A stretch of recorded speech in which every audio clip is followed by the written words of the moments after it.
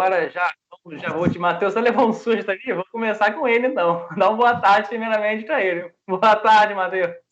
Boa tarde, tudo bem? Eu estava aqui fazendo uma anotação sobre até os comentários que iremos fazer, né, diante dos últimos acontecimentos na União das Repúblicas Socialistas Goitacá, onde a gente tem aí o nosso Stalin, que transformou a prefeitura no Palácio de Soviético. Daqui a 25 dias ele mete o pé, mas está apontando. Eu estou revoltado, minha gente. Desculpe esse desabafo inicial.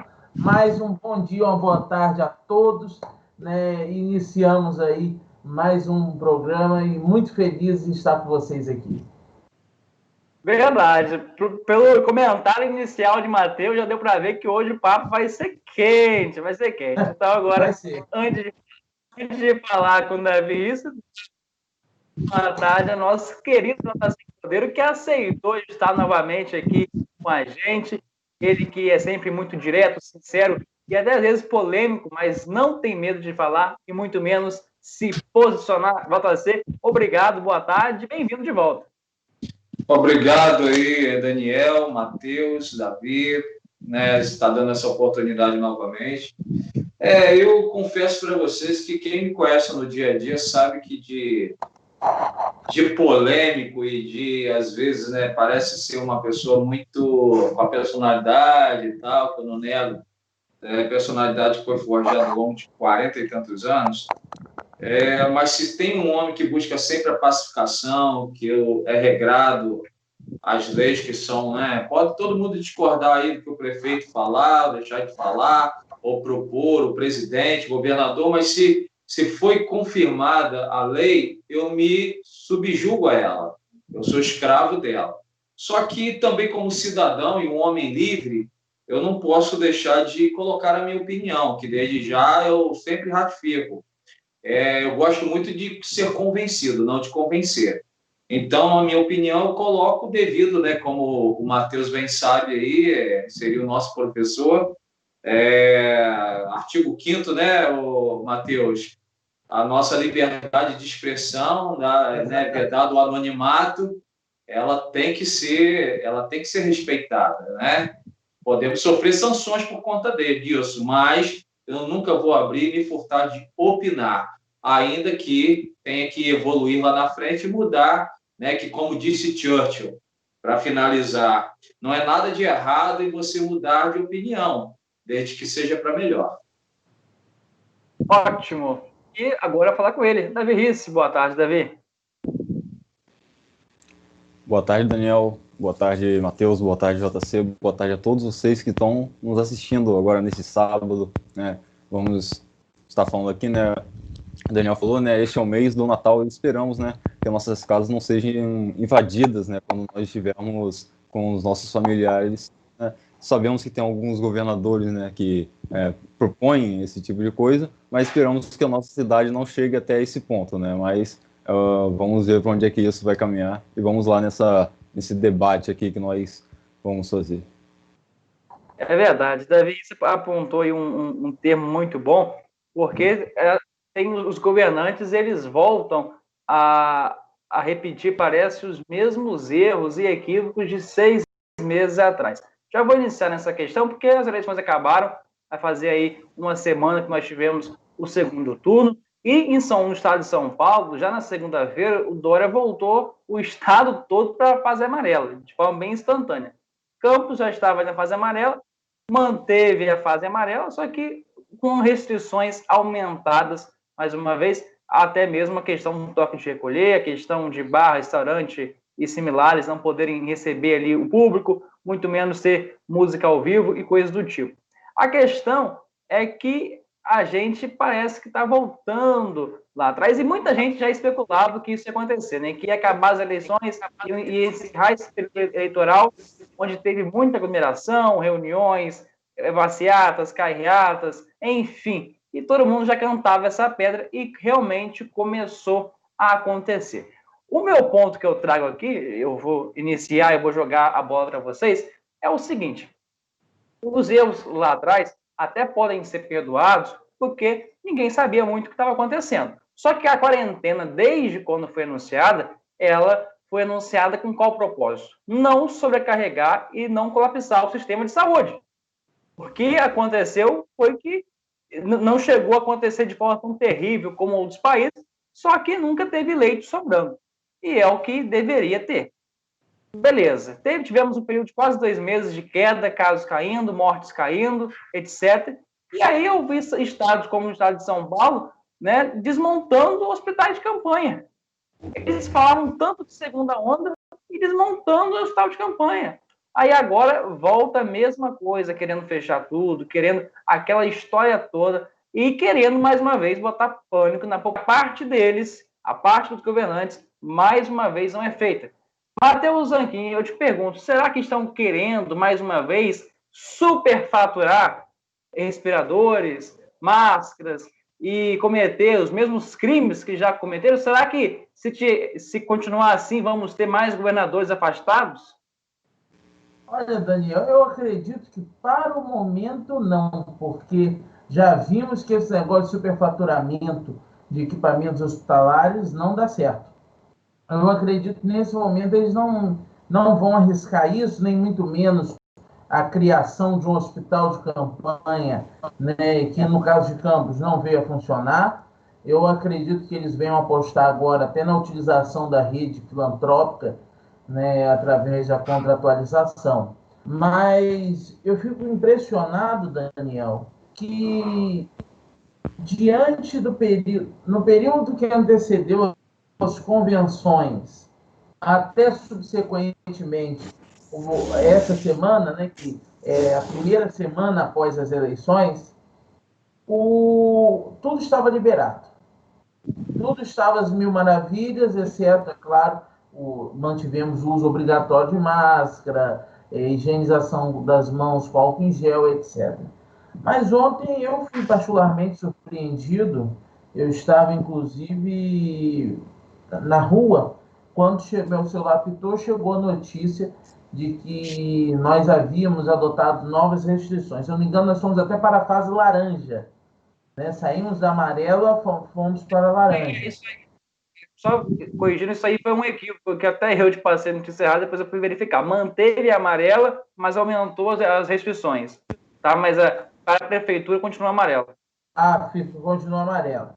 E com isso, né, ontem, numa decisão ali, a prefeitura resolveu adotar as restrições. Meu medo é que isso agrave na próxima semana, ele aumente as restrições, o que vai ser péssimo, principalmente para o comércio, que nesse período estaria ali fazendo as vendas de Natal. Eu já fico muito preocupado com os funcionários de restaurantes, que não vão ter seus trabalhos, os garçons e demais funcionários. Né? Então, isso já é preocupante, que o Natal dessas pessoas vai estar prejudicado. Né? Porque, pelo menos pelos próximos 15 dias, alguns restaurantes vão estar fechados. Eu ontem mesmo fui me despedir, né? Eu costumo jantar no restaurante, fui me despedir, né? Porque eu não sei quando que vai voltar. Mas é aquilo. Será vingança? A gente já previa que depois das eleições tudo iria fechar. Mas será vingança? Vingança de um ditador autoritário, centralizador, né? E que essas características autoritárias e centralizadoras levou esse governo à ruína, e hoje ele, né, digamos que a prefeitura seja hoje o Palácio dos Sovietes e esse cidadão seja o Stalin. Por quê? Stalin matou muita gente. E quem morreu no período que abriu tudo? Porque eu não vi sentido nenhum fechar anteriormente, depois que foi aberto. A onda subindo e eles, né, virem abrirem tudo. Vamos abrir tudo, shopping, vamos abrir pilinca, vamos fazer showzinho, festival e lá vai varada. Não. O correto era manter e gradativamente ir abrindo. Eu sei que o pessoal dos restaurantes, bares precisam trabalhar, mas a gente iria fazer de uma forma gradativa. Porque fazer isso justamente no final do ano, quando os funcionários, as pessoas necessitam de seus trabalhos, de seus rendimentos, é covardia. É covardia. Tá aí, dita a opinião do Matheus.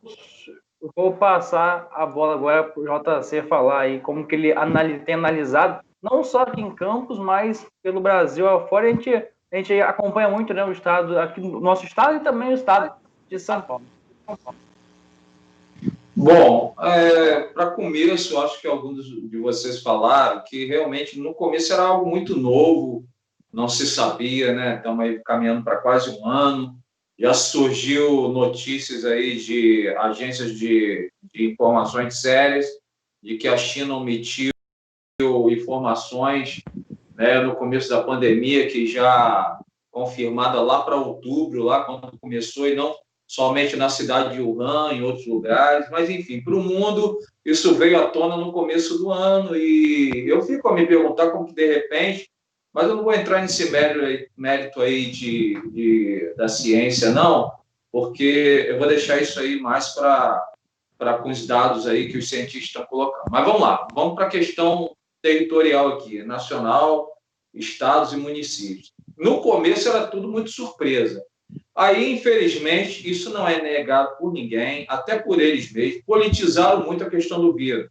Aí entra a politização, aí eu vou cunhar uma frase aqui que o poder, ele atrai os melhores e corrompe os piores, né? Uma frase de um personagem do Hagrid, e aí a gente vê que as pessoas, por causa da política ou projetando algumas questões para o futuro, começaram aí, como a gente dizia lá no Rio, chutar mais do que Pelé na Copa. Aí, então, fazem aí as suas conjecturações, as suas análises, papapá, aquela coisa toda, e aí começa aí o lockdown, ou parcial, ou as restrições mais severas.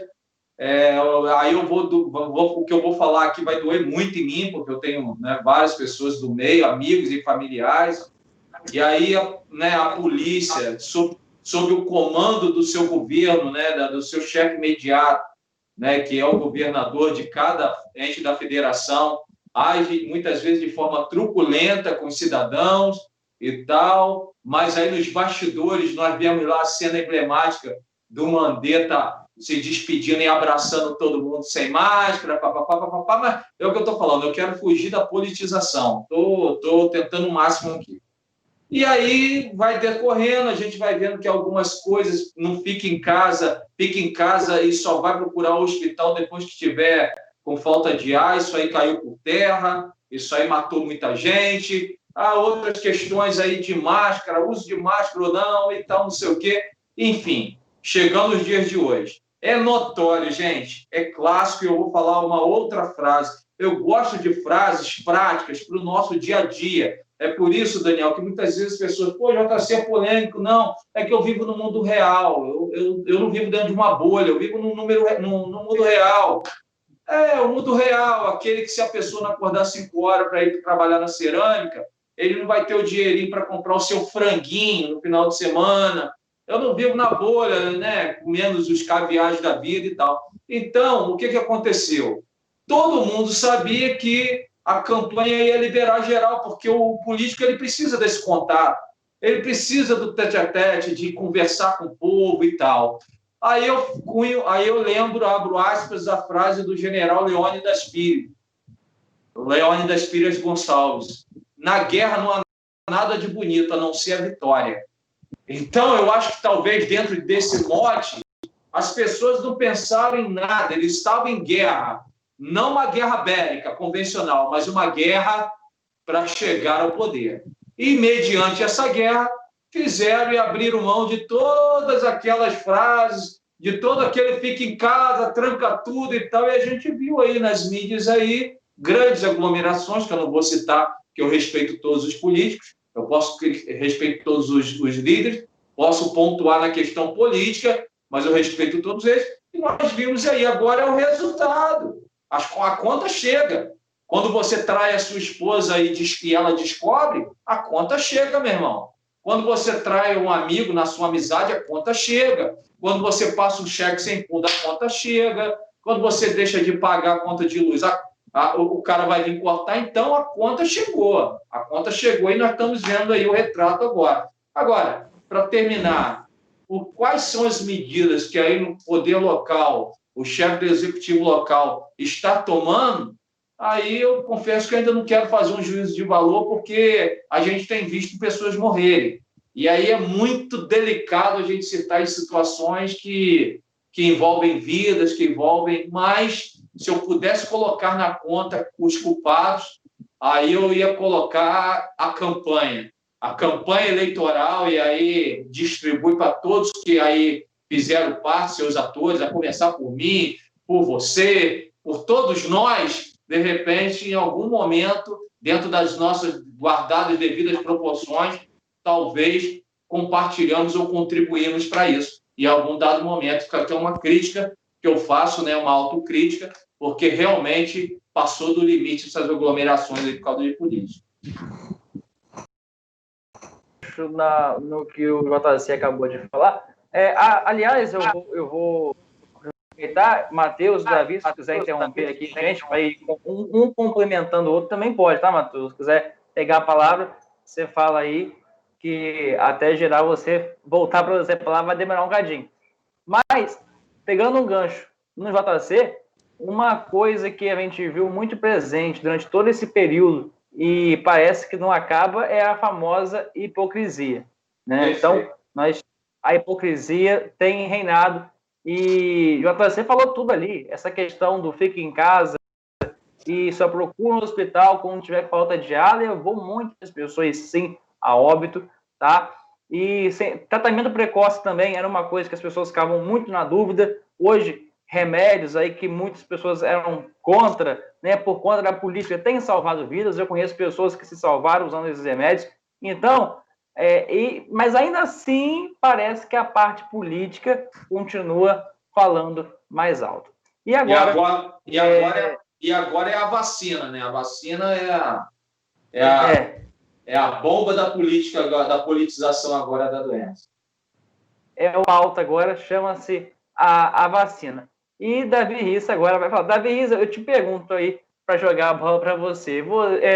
Se você estivesse em São Paulo, era capaz do Natal ter que ser isolado, né? Porque João Dória está querendo lá fiscalizar Natal sem toque. É o novo slogan lá do Dória. Vai tentar fiscalizar, né, festas privadas, né? Então, é algo, né, que eu vou comentar, né? Essa questão, né, já era uma pedra cantada, né? Essa questão de que da bandeira está verde, aí depois, logo depois das eleições, a bandeira vira amarela, né? Então, é algo muito estranho, né? Principalmente partindo, né, de um prefeito que causou aglomeração no início das convenções, né? Como nós podemos lembrar. Então, fica um sentimento de um absurdo nisso, né? E realmente ressaltando, né, que no início até vai, né? Apesar de ter outras pessoas falando, né, que esse não era o melhor caminho, não era o caminho certo a seguir, né? Mas ainda era aceitável, né, as pessoas caminharem no erro. Mas numa segunda vez, bem, vamos, né, como o Daniel falou, né, a questão do lockdown é sobre a questão dos postos dos leitos de UTI, né?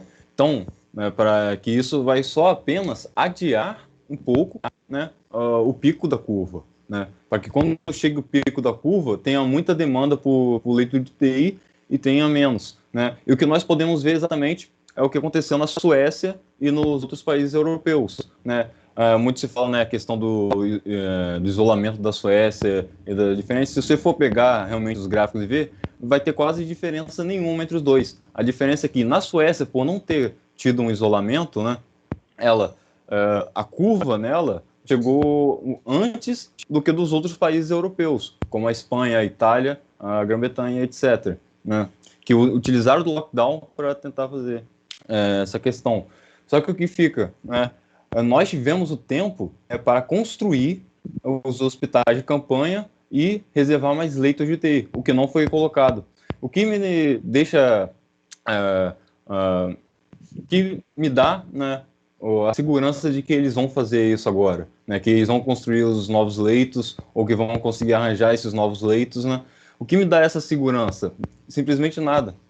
Né? Exatamente. Então, não adianta nada você entrar num lockdown se não vai ter leito de UTI. Não adianta. Se Então, não tem planejamento, né? Se não tiver planejamento, se não tiver um porquê da situação, não tem. Vai ficando em casa, e eles vão fazer o quê? Porque uma hora, mais uma vez, o povo. Aliás, Davi, eu acho que já é uma fase muito difícil para colocar as pessoas em casa. Hoje, quem está em campo está sentindo um calor insuportável. Verão chegando. E é uma situação complicada. eu ainda vou chegar nesse ponto, né? Mas só para concluir, né? Essa questão, e nós, não só do Poder Executivo nós tivemos isso, mas do Poder Judiciário também, né? Por exemplo, o governador Ibanez, ele estava praticando lockdown, só que chegou no momento em que ele disse que não daria mais para fazer o lockdown. Então ele ia começar a liberar o mercado de novo. Só que chegou a juíza do Distrito Federal e disse que ele não tinha base científica para começar a liberar os mercados e ele retrucou ela dizendo que ele foi eleito pelo povo, então ele tinha um direito, mas ela retrucou, né, dizendo que, a grosso modo, né, que ela é que mandava ali, né, que ele tinha que seguir o Poder Judiciário.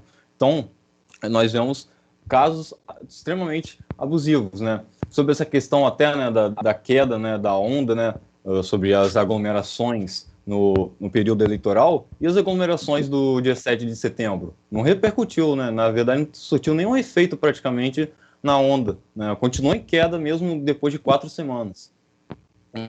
E sobre essa questão, né, de manter as pessoas em casa, né, eu tenho, pelo menos por mim, até onde eu vi, né, a questão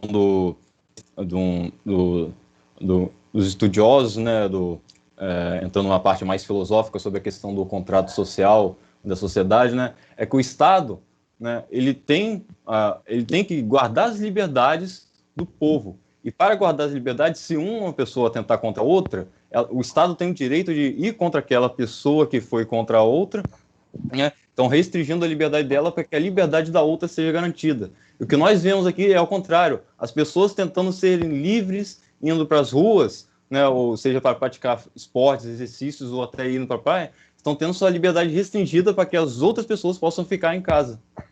Então é justamente o contrário do que deveria ser. Exatamente. E foi o que eu falei, Davi acabou mais uma vez pontuando a questão do preparo do Estado, do preparo do governo. O que foi feito nesse período aí, onde em tese os casos estavam caindo? Nós já quase um ano aí de pandemia, e as coisas, né, vai ficar em casa e vai fazer o quê? O prefeito pretende fazer o quê? Será comprar mais respirador, preparar mais leitos? Vai fazer o quê? Matheus, é engraçado que isso tudo acontece, mas na mesma semana, onde chegou aí a público, foi tornado público a situação lamentável do Hospital Ferreira Machado, né? Que nem é uma referência ali para a Covid, mas para outras coisas, e todo mundo ficou sabendo de como está a situação do Ferreira Machado, né? Decretar aquela situação ali de emergência. Então, a gente percebe que o problema da saúde de Campos, ele vai muito além de pandemia. Ele vai muito além, e ele já vem de muitos anos, e nesses últimos 4, né, Matheus, a gente percebe que ficou insustentável. Sim, Daniel. O problema da saúde de Campos é mesmo não só da gestão dos insumos, mas também da organização das equipes. Né? Nós temos uma grande equipe, uma equipe de funcionários muito bons, mas mal coordenada.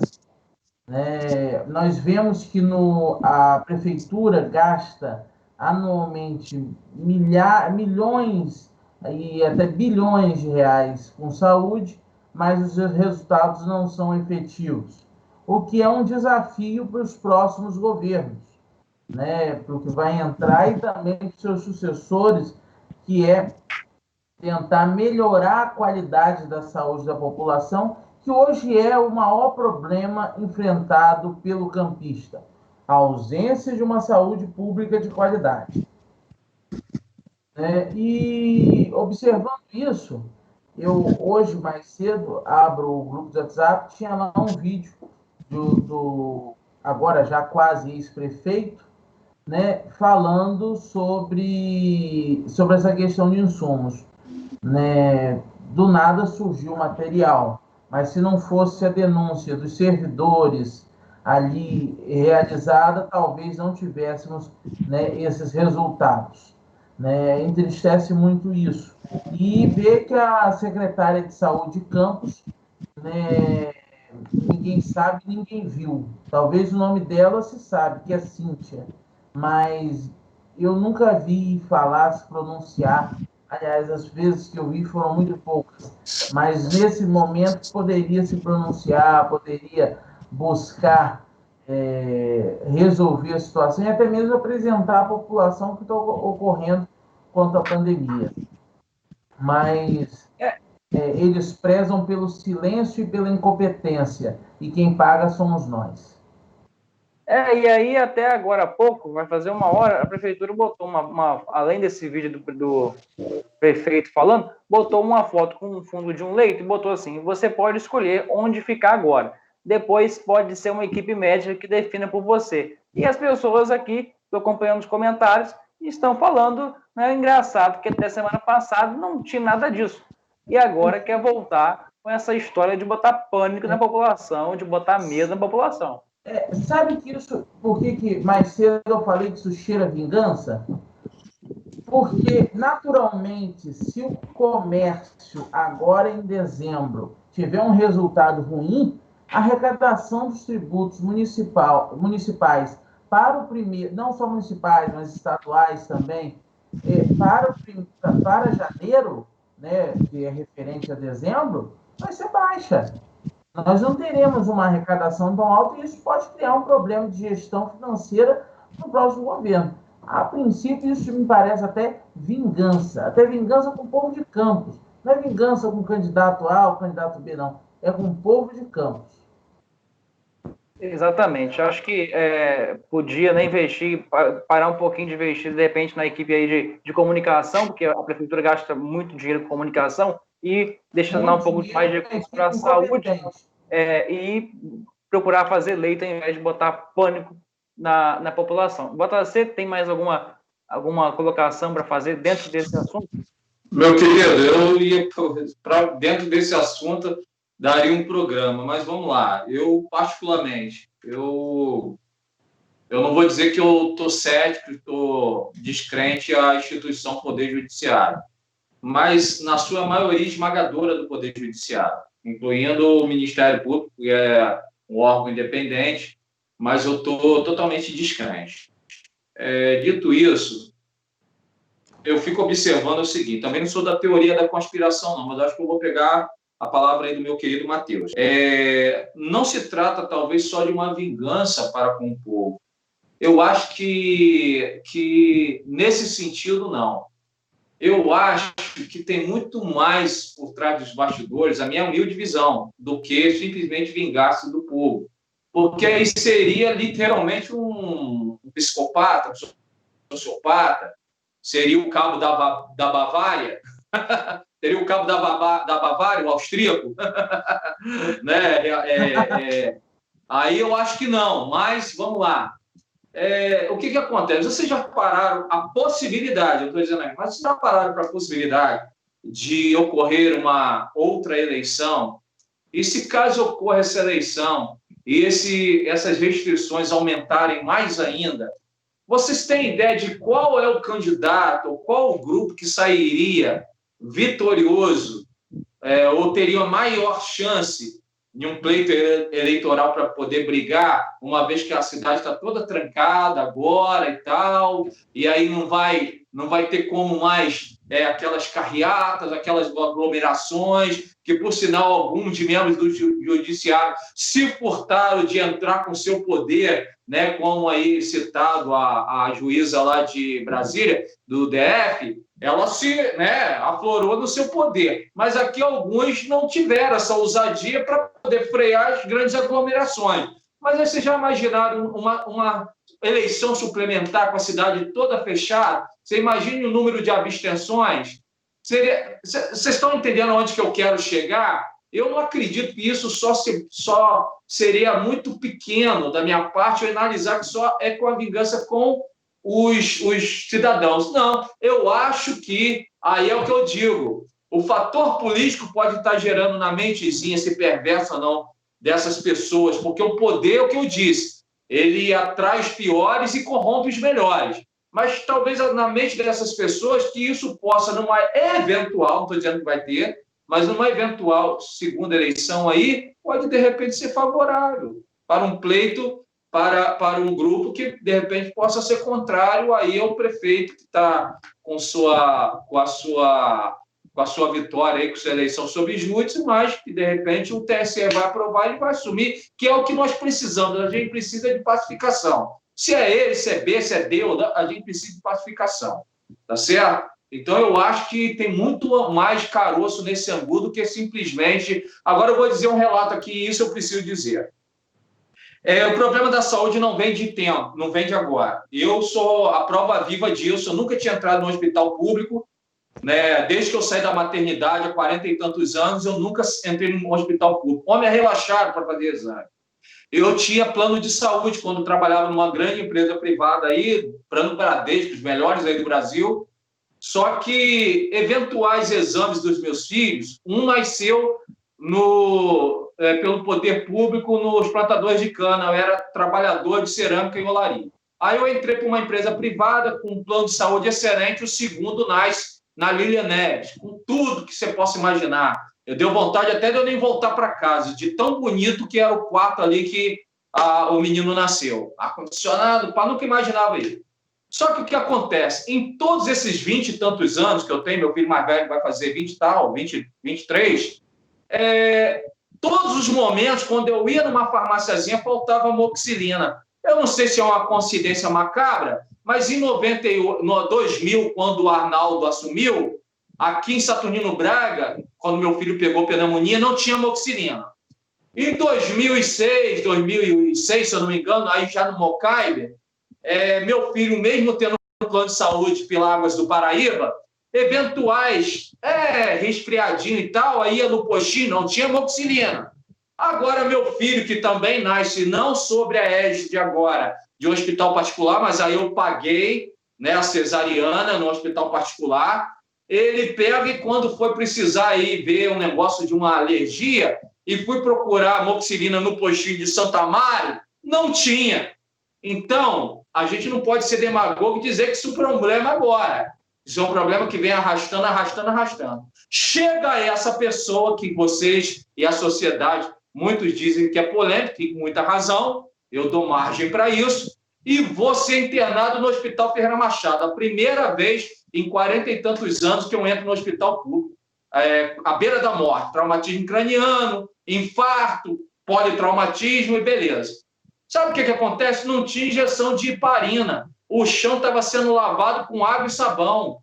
Eu falei com a minha esposa, me tira daqui, me paga um particular, vende a casa, carro, o que quiser, mas me tira daqui. Então, eu vi de perto, ninguém me contou, eu vi de perto que a saúde de Campos está falícia, está morta, entendeu? E ontem, na Folha da Manhã, para encerrar, eu vi um infectologista dizendo o seguinte: é triste para ele sofre quando vê uma criança, um paciente, ele é concursado Ferreira Machado, com quase 40 anos aí de profissão na rede pública, ajudou a fundar a área ali do Ferreira Machado que trata dessas questões, e ele falou, vocês não sabem que para nós pesa para nós, a nós vermos uma pessoa morrer por falta de medicamento, por falta de insumo. Meu irmão, cadê agora eu entro em JC polêmico, cadê agora a justiça, meu querido? Ela está dormindo em berço esplêndido? Fica aí a pergunta. Queremos resposta, né? Queremos essa resposta aí. Eu não estou falando aqui de um contratado, não, de um DAS, não.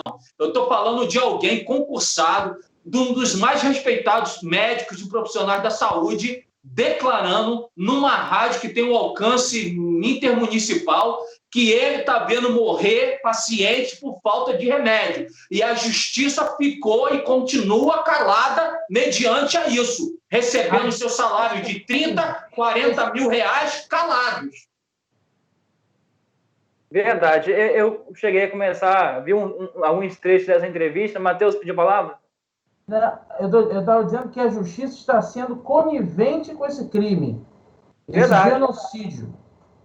Tá, e eu lembro, gente, eu estava na Rádio Aurora, você está lá ainda, nós que estamos lá acompanhando, fazendo, a gente já vem falando da saúde, não é de hoje. Não é de hoje. É que a questão da pandemia focou muito ali, mas é o que eu estou falando. Continuam morrendo muitas pessoas com outros problemas e não tem medicamento. Então, é uma situação que está caótica e você está perguntando onde está a justiça, nós queremos saber. Como o Matheus falou, acaba que é ali conveniente, né? Com esse genocídio aí. Pessoas inocentes. As cirurgias ortopédicas aqui em Campos, por exemplo, já há 2 anos que as pessoas têm dificuldade para fazer. Às vezes falta um pino, às vezes falta algum equipamento. Eu sei que eu já vi famílias que foram obrigadas a retirar seus lá para poderem fazer cirurgias em hospitais particulares, né, gerando aí uma despesa que poderia ser custeada pelo poder público, pela incompetência e falta de gestão. Isso, e a gente sabe que o HGG, quando chove mais dentro que fora, também não tem. O HGG já começou mal, para superfaturar. Não tem remédio, e isso sem falar as UBS, que estão aí há um bom tempo fechadas, né? A gente nem está entrando nesse mérito.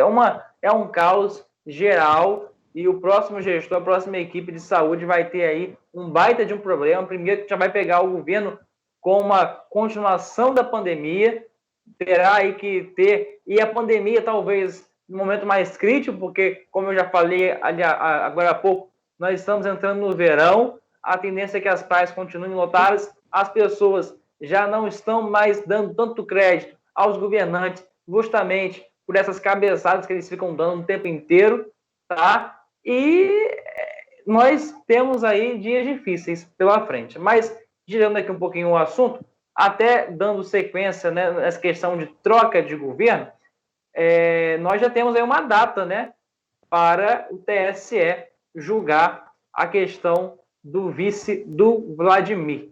TSE marca julgamento da chapa Vladimir Frederico. O Tribunal Superior Eleitoral TSE incluiu na pauta da próxima quinta-feira, dia 10, o julgamento que questiona a chapa Vladimir Garotinho Frederico Paes por não descompatibilizar no tempo hábil do Hospital Plantadores de Cana. A relatoria da ação é do ministro Luiz Felipe Salomão, que já deu seu voto e encaminhou o documento ao plenário. Frederico Paes se mostrou tranquilo e disse que tem jurisprudência a seu favor em instâncias superiores. O julgamento será realizado de forma remota e será julgado pelo plenário do TSE. Davi Risse, quais são aí as suas expectativas para esse julgamento do TSE, que promete parar aí a cidade de Campos? Todos irão ficar na expectativa. Bem, antes, né, vou complementar, né, um pouco que você estava falando antes aí sobre a questão da justiça. Onde está a justiça, né? Bem, a justiça, né, tem o seu ponto mais alto julgando se a polícia pode ou não subir no morro, né, para subir nas favelas ou nas comunidades, como você preferir. Né? Nós temos essa questão, né, a justiça, né, por exemplo, inocentou, né, o governador Carlos Moisés, né, na sua última, no tribunal misto, na sua última instância, né, ele conseguiu sua inocência depois de ter saído do cargo já há algum tempo, né, e, né, a justiça, né, o judiciário junto com o legislativo. E nós vemos aí, como o JC falou, desde a época de 2000, né, já vinha faltando remédio. Então, isso não é só um problema da questão do judiciário, mas também do legislativo, que tinha a função de fiscalizar o prefeito. Então, é um problema que já vem rodando há tempos no nosso país, né? E agora nós temos essa questão da demora, né, sobre o julgamento, né, do TSE sobre a chapa de Vladimir. Nós, lembrando, né, vendo essa notícia, né, que teve uma cidade em Goiás, onde o prefeito que tinha ganhado também estava sob júdice e teve sua candidatura indeferida. Então, vai ter que ter novas eleições lá né? E, obviamente, né, talvez alguém possa me informar melhor, né? Essas eleições, elas não vão ser nesse ano, vai ser no ano que vem. E como é que vamos ficar? Vamos ficar... Quem vai ser o prefeito de Campos até essas novas eleições? Presidente da Câmara. Não, exatamente. E já tá, os nervos já estão à flor da pele para essa eleição aí. Tem já a Câmara, a presença da Câmara é algo bem desejado. E já começou aí também essa corrida pela presidência da Câmara, até porque muito provavelmente, né, se lá em Brasília no dia 10 dá ruim para a chapa Vladimir Frederico, quem assume vai ser o presidente da Câmara. Matheus Anken, você acha que tem chance aí de termos um terceiro turno? Temos aí novas eleições? Olha, Daniel, eu já havia falado sobre isso e repito, eu acredito que não tenhamos esse terceiro turno, até por dois fatos. Primeiro, é que a jurisprudência, né, já demonstrou que é possível o deferimento da chapa. Embora o parecer da Procuradoria tenha sido contrário, mas ele já demonstrou ao longo de sua explanação que a jurisprudência já abraçou essa hipótese. E, recentemente, um caso em São Paulo, da mesma situação, o candidato era diretor de um hospital filantrópico, foi eleito, o candidato ficou sob júdice, mas o TSE deferiu.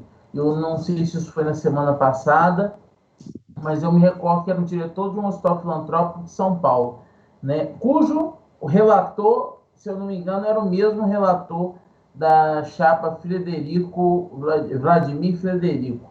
Então, eu acredito piamente no deferimento da chapa. Até mesmo porque, vejamos, é uma questão administrativa, né, ali. E o hospital, o referido hospital, é uma instituição privada, né, uma associação privada que também tem ali convênios e contratos com o público, mas ela é uma instituição privada. Então, esses critérios de descompatibilização são um pouco diferenciados, né? A lei fala sobre setor público, né, fundações e associações públicas, mas eu acredito no deferimento da chapa, né? Essa é a minha visão. Haverá o deferimento e caso não haja uma eleição de presidente da Câmara, até a eleição suplementar, provavelmente por meado do próximo ano, que infelizmente vai encarecer, né, até mesmo vai onerar, perdão, o poder público, porque vamos ter que liberar mais uma vez o fundo eleitoral.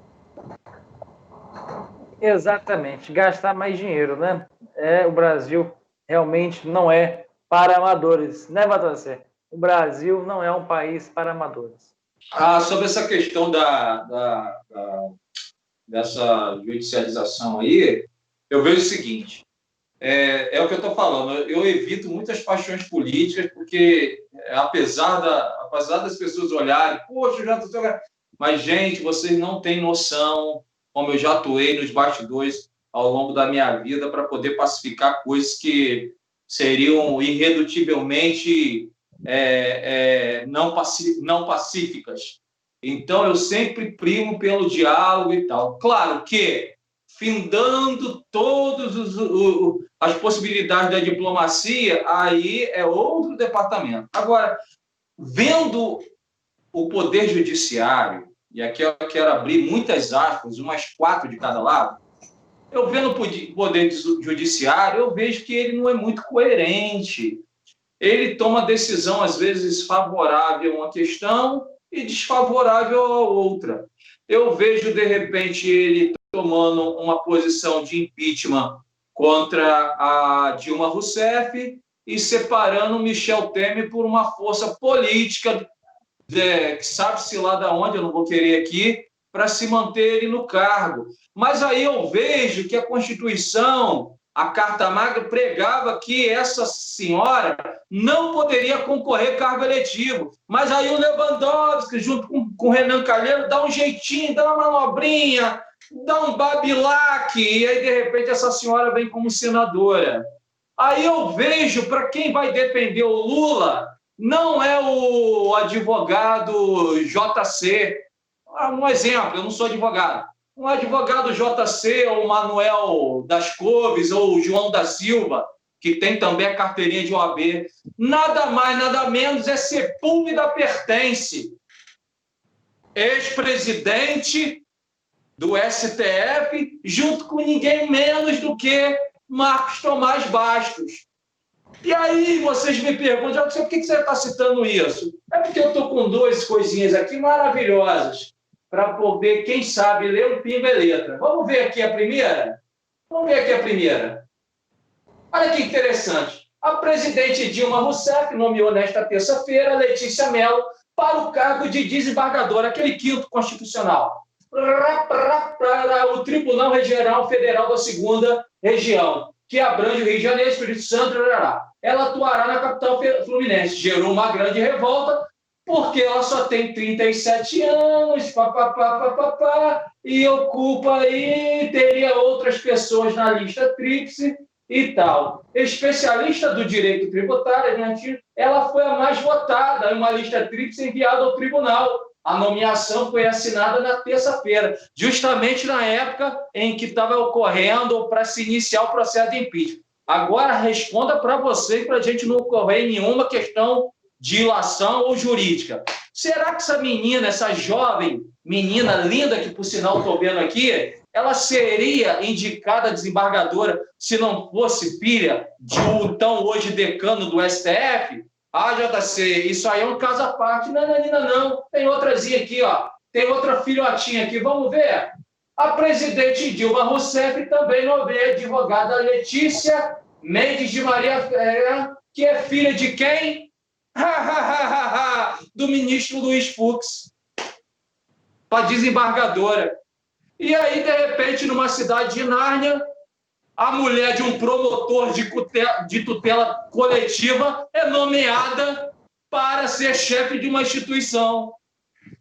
Aí eu te pergunto, Matheus, e a suspeição, de repente, em julgar certos casos? E a suspeição de repente, defender o interesse público? Se você tem a sua esposa na cidade de Nárnia, nomeada por um órgão, por um DAS muito do forte, muito do bem remunerado, no órgão público. Gente, aqui, ó, novamente, ó, Operação Iraque. É isso que eu penso. Então, eu não sei o que vai acontecer, mas eu sei que, para mim, o mais rápido se resolver isso, se Vladimir assumir bola para frente, prefeito de todos, se houver nova eleição aí suplementar, resolva o mais rápido possível, porque essa briga de várzea aí não está dando mais. A sociedade campista não suporta mais isso. E estão sentados num barril de pólvora, hein? Porque, graças a Deus, eu sou carioca.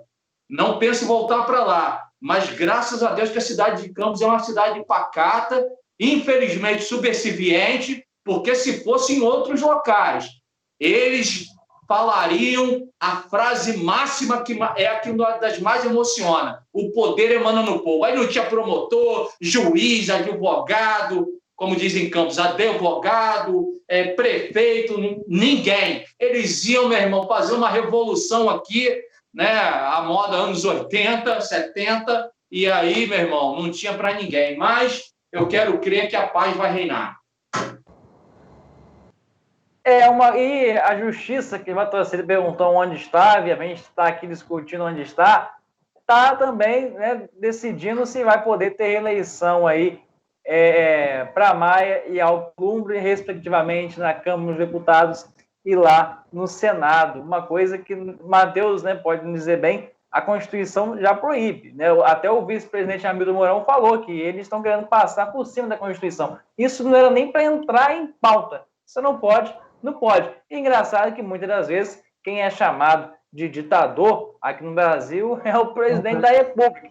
Só que o que mais foi tirado do poder, até pelo próprio STF, foi o presidente. O presidente nem pode fazer muita coisa porque o próprio STF fica tentando ali dominar ele, fica tentando ali dizer o que ele deve ou não fazer e ficam julgando isso, reeleger Maia e Alcolumbre. É uma situação, né, Matheus, que a gente fica se perguntando como?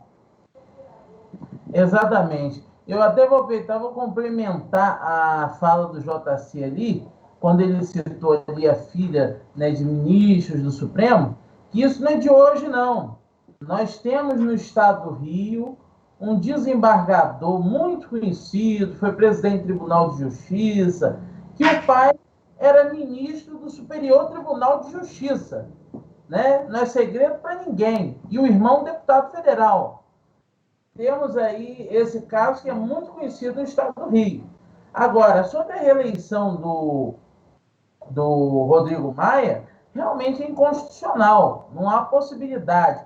Ele pode sim, se ele tivesse iniciado o mandato nesse segundo biênio, se reeleger no próximo, porque seria outra legislatura, né? Na legislatura passada, Rodrigo Maia teve direito a 2 mandatos, na verdade, 1 mandato e meio, porque ele assumiu ali um mandato tampão do então presidente Eduardo Cunha. Ele deu finalização ao mandato, depois sendo reconduzido como ali eleito presidente da Câmara para o segundo biênio, e nessa legislatura reeleito para o primeiro biênio. Né? Fora isso, é inconstitucional. Isso abriria brecha para uma perpetuação.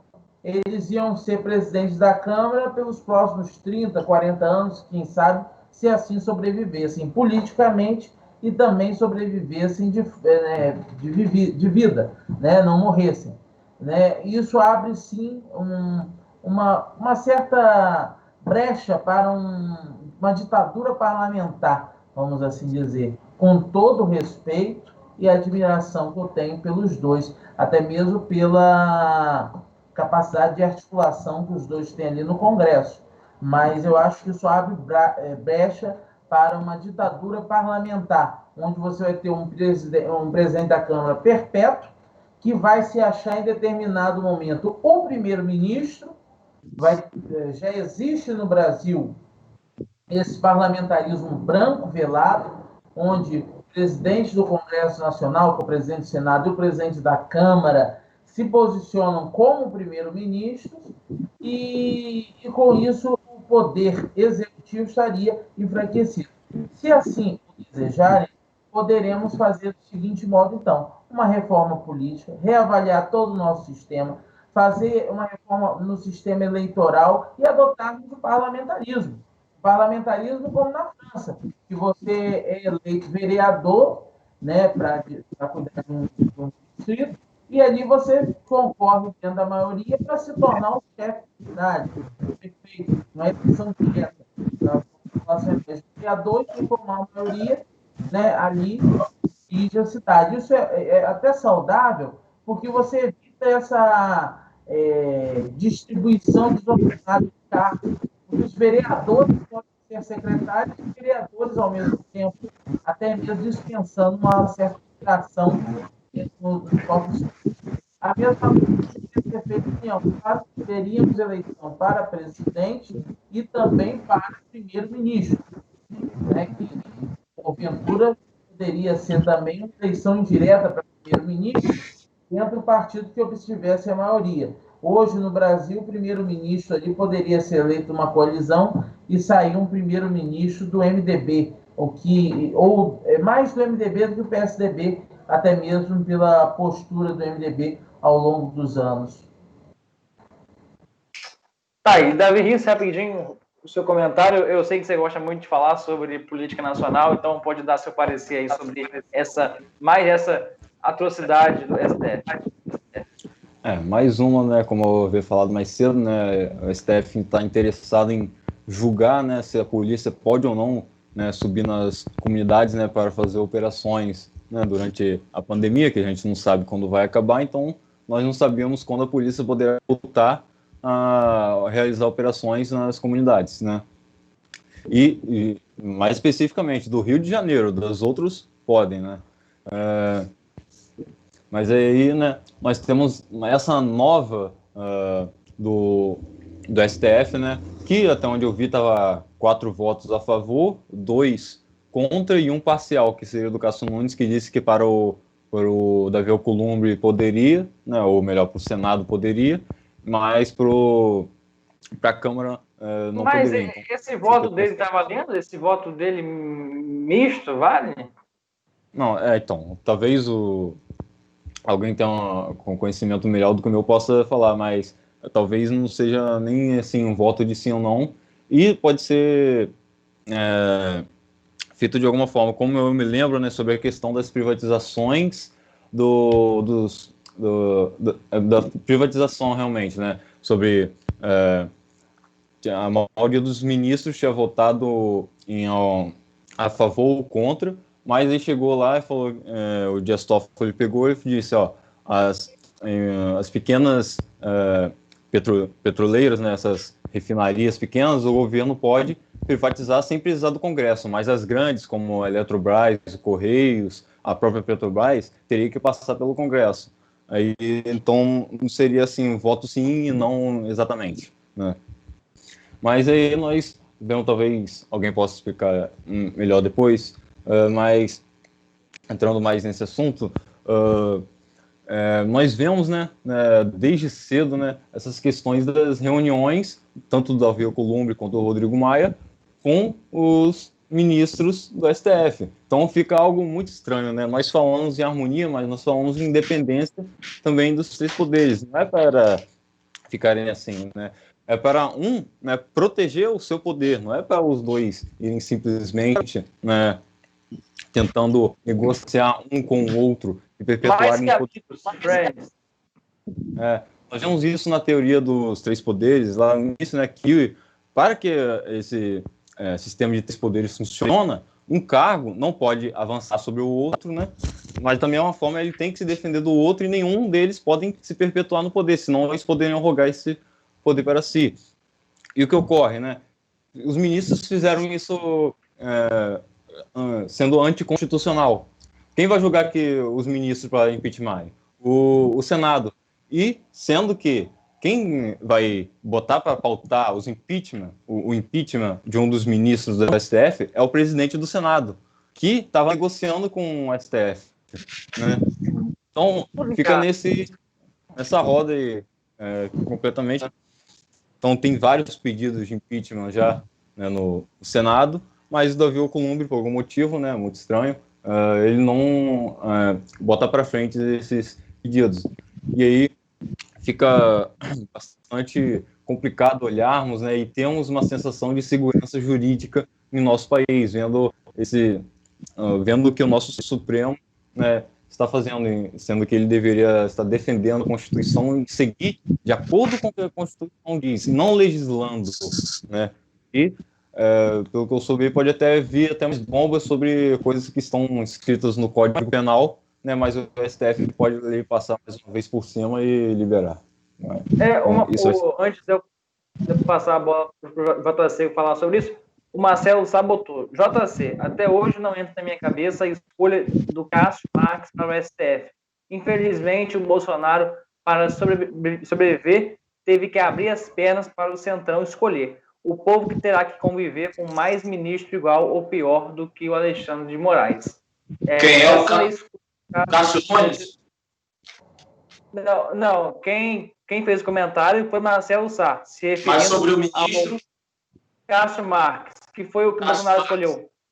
Vou dizer, então, o que é. Vou dizer, na minha visão, não, né? De vários comentaristas políticos aí que a gente acompanha, né? E, enfim, é isso aqui, ó. Tá vendo essa folha? Sabatina. Ministro, concorrente, nós estamos aí vendo seu nome, nós estamos avaliando e tal. Mas a gente tem um processo, eu, por exemplo, Davi Alcolumbre, estou respondendo por 4 processos que eu tenho foro privilegiado. E o seu nome está muito bem cotado, ministro Cássio Marques. O nome está muito bem cotado. Aí, de repente, ele pode não usar a frase do Fux. Pode deixar, Zé Disseu, que eu vou matar no peito. Mas ele diz assim... Em contrapartida, tem uma CPI da lavatória de um grupo do Senado, que é o órgão do Legislativo que tem poder para fazer o impeachment de todos os ministros do STF. Aí o STF, por sua vez, chega lá, manda um assessor conversar. Poxa, galera, vocês estão fazendo o que aí? Estão querendo fazer o impeachment do Gilmar Mendes, inclusive ele que está querendo aí, junto com o Temer, há muitos anos, lançar essa ideia de parlamentarismo no Brasil. Poxa, nós temos aqui, Davi Alcolumbre, o Rodrigo Maia, um processo seu aqui ó, na gaveta, tá até aqui em cima, está até quase aqui, está faltando 3 para a gente julgar ele, tá bom? A gente não gostaria de fazer isso, mas você sabe, né? Faz parte da prerrogativa do STF. Aí sabe o que acontece? A Operação Iraque. Aí cadê os poderes independentes? Está todo mundo com o rabo sujo, está todo mundo com o rabo preso um com o outro. E aí, meu irmão, nos bastidores, até todo gato à noite é pardo, meu irmão. Tem que falar do population, para entender. A population. E aí é que acontece. Aí, meu irmão, muda-se a Constituição, interpreta seu bel prazer e tal. É o que eu estou falando, sentando em um barril de pólvora. Porque quando a população ela desgastar disso, porque enquanto não está doendo no bolso, literalmente, ou no estômago, vai lá. Agora, quando bater, meu irmão, não tem o STF com a sua arrogância, não tem ninguém, meu irmão. O povo sai para a rua igual o Chile, o povo sai para a rua lá igual a Primavera Árabe e bota, meu irmão, aí guerra civil. E aí que Deus nos livre de uma coisa dessa. Entendeu? A questão é essa. Aí, a pergunta do Marcelo Sá. JC, você, Bolsonaro, sou eleitor de Bolsonaro. Mas aí tem um filho que está aí, ó, com provas e mais provas sobre rachadinha. Então, meu irmão, me ajuda eu te ajudar, mais uma fala do Tropa de Elite, me ajuda eu te ajudar.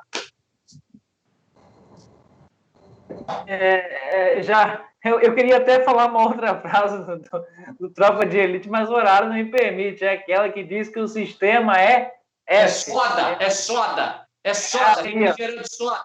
refrigerante de soda. Com essa. E a gente ri para não chorar. Eu sempre uso essa frase.